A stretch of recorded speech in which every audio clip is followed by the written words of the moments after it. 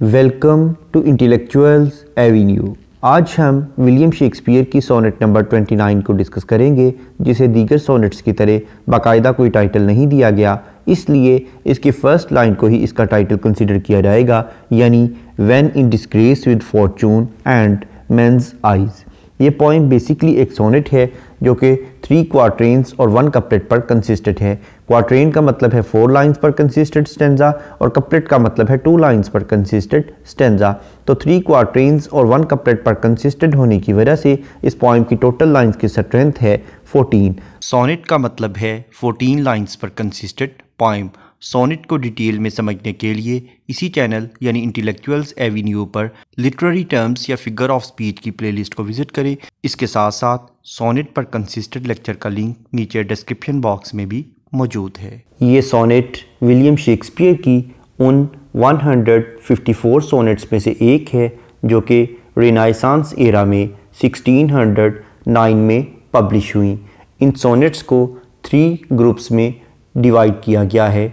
First group को fair youth का नाम दिया गया, जो कि फर्स्ट से लेकर 126 सोनेट्स पर कंसिस्टेड था, और सेकंड ग्रुप का नाम है द डार्क लेडी। ये 127 से लेकर 152 सोनेट्स तक कंसिस्टेड है। उसके बाद थर्ड ग्रुप का नाम है द ग्रीक सोनेट्स। ये 153 और 154 यानी लास्ट 2 सोनेट्स पर कंसिस्टेंट है। इसके अलावा भी विलियम शेक्सपियर ने अपने डिफरेंट प्लेज में सोनेट्स को लिखा, जैसा कि Romeo and Juliet, Henry V, loves labour lost और एडवर्ड III में इसने कुछ सोनेट्स को शामिल किया। पोइट अपनी बदहाली का जिक्र करते हुए कहता है, व्हेन इन डिस्ग्रेस, जब बेइज्जती के आलम में, बदहाली के आलम में, विद फॉर्चून, मेरी तकदीर की, यानी जब मेरी तकदीर बहुत ज़्यादा बदहाल होती है, मेरी बदकिस्मती का वक्त चलता है, एंड मेंस आइज़, और लोगों की नज़रों में मैं बहुत ही बुरा तस्वर किया जाता हूँ। लोग मुझे मेरी बदकिस्मती की वजह से मेरे साथ नफ़रत का इजहार करते हैं। आई ऑल अलोन बी वीप, तो मैं तन्हा बैठ कर रोता हूँ। माई आउटकास्ट स्टेट, अपनी इस बदहाल सूरत हाल पर, यानी ये जो मेरी बदहाली वाली सूरत हाल है, इस पर मैं बहुत ज़्यादा रोता हूँ। And trouble deaf heaven with my bootless cries, और जो मेरी चीखो पकार है, जब मैं आसमान की तरफ देखकर खुदा से बहुत ज़्यादा शिकवे करता हूँ, तो वो भी बिल्कुल बेसूद जाते हैं, क्योंकि मुझे यूँ महसूस होता है जैसा कि आसमानों पर रहने वाला खुदा भी डेफ हो गया है, बहरा हो गया है, यानी मेरी चीखो पकार, मेरे शिकवे उस तक नहीं पहुँच रहे। And look upon my self, और फिर मैं अपनी तरफ देखता हूँ। एंड कर्स माई फेट, और अपनी तकदीर पर लानत मलामत करता हूँ। Wishing me like to one more rich in hope, और मैं ये ख्वाहिश करता हूँ कि काश मैं एक ऐसे शख्स की तरह होता जो कि पुरुम्मीद है और बहुत ज़्यादा अच्छी उम्मीदें रखने वाला, ऑप्टिमिस्टिक अप्रोच रखने वाला शख्स है। फीचर्ड लाइक हिम, काश मैं शक्ल व शबाहत में, अपने चेहरे के ख़तोखाल में उसकी मानिंद खूबसूरत होता।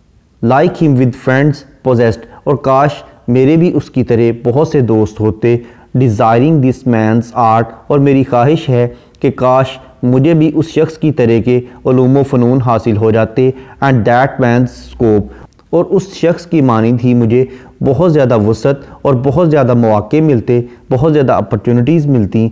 With what most enjoy contented least, और जब ये चीज़ें मुझे मिल जाती तो उस पर भी मैं बहुत ज़्यादा कनात ना करता, यानी मैं उन चीज़ों को भी देखकर बहुत ज़्यादा खुश नहीं हो पाता, यानी मज़ीद से मज़ीद की ख्वाहिश मेरे दिल में उस वक़्त भी रहती। Yet in these thoughts myself almost despising, फिर मैं इस तरह की सोचों में गर्क होकर खुद से नफ़रत करने लग जाता हूँ। हैप्पली, अचानक, इत्तेफाकन, आई थिंक ऑन दी, ऐ मेरी बिलव्ड, मैं तुम्हारी तरफ मतवज्जे होता हूँ, मैं तुम्हारे बारे में सोचता हूँ।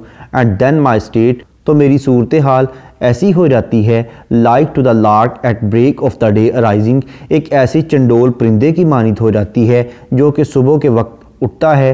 From sullen earth sings hymns at heaven's gate, और वो आसमानों तक परवाज़ करता है और खुदा की हमदो सना में मसरूफ़ हो जाता है। यानी वो परिंदे जो बंजर ज़मीनों से उठकर खुदा की हमदो सना करते हैं, तो मेरी हालत उस परिंदे की मानिद हो जाती है।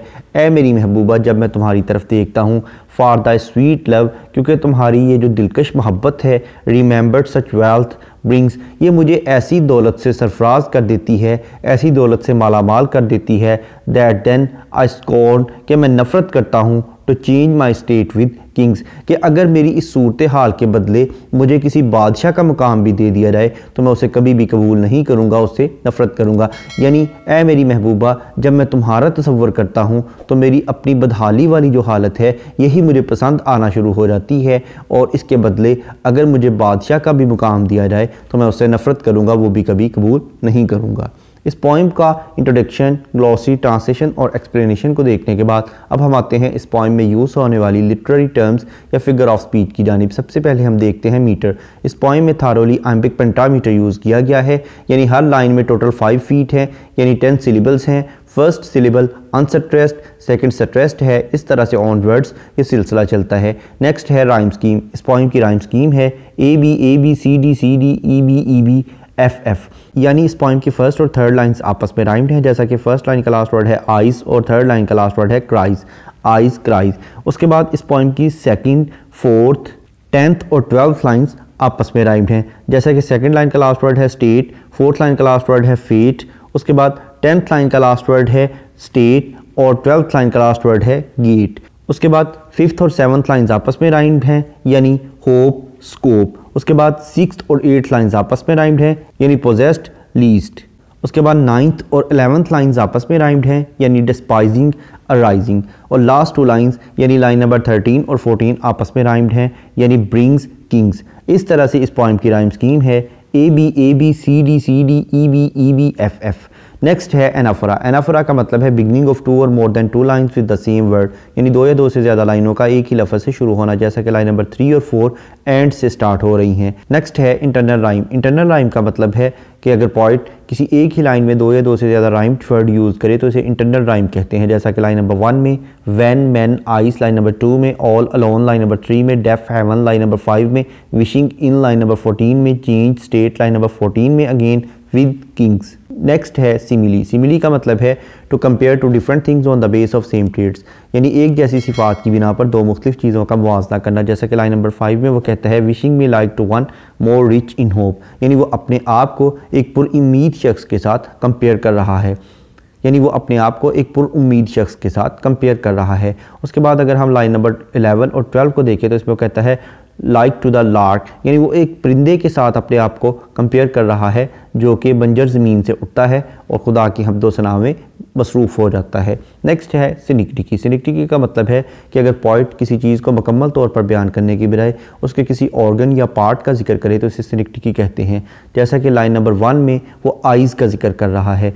नेक्स्ट है कायुरा। कायुरा का मतलब है कि अगर पोइट किसी लाइन में पॉज या ब्रेक लेने के लिए पंक्चुएशन मार्क यूज़ करे तो उसे कायुरा कहते हैं, जैसा कि लाइन नंबर 10 में happily I think on the के बाद कॉमा यूज़ किया गया है।